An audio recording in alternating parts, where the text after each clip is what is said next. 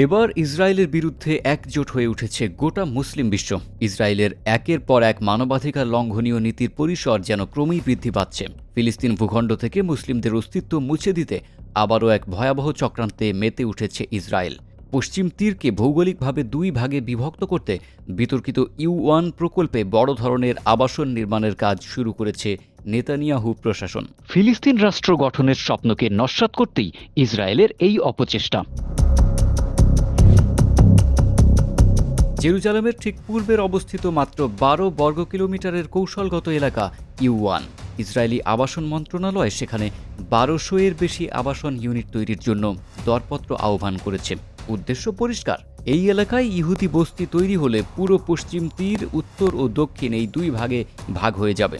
এর ফলে পূর্ব জেরুজালেমের সাথে ফিলিস্তিনের মূল ভূখণ্ডের যোগাযোগ বিচ্ছিন্ন হবে, যা একটি স্বাধীন ফিলিস্তিন রাষ্ট্রের সম্ভাবনাকে চিরতরে হুমকির মুখে ফেলবে।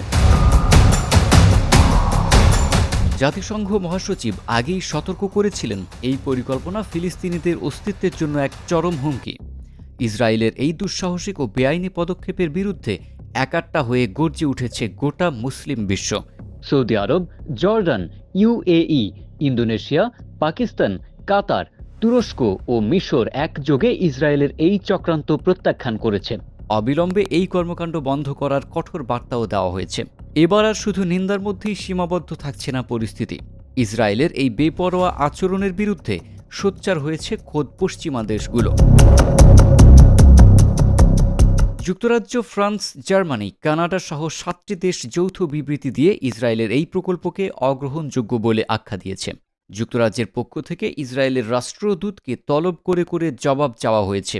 অন্যদিকে ইউরোপীয় ইউনিয়ন ইসরায়েলের বাণিজ্য, শিক্ষা, নিরাপত্তা ও কূটনৈতিক সম্পর্কের উপর সরাসরি নিষেধাজ্ঞা আরোপের প্রস্তুতি নিচ্ছে।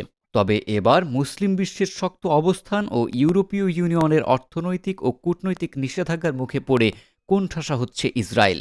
ইসরায়েলের এই দখলদারিত্ব ও অলঙ্ঘনীয় মানবিক নীতির শেষ কোথায়, তা এখন দেখার বিষয়।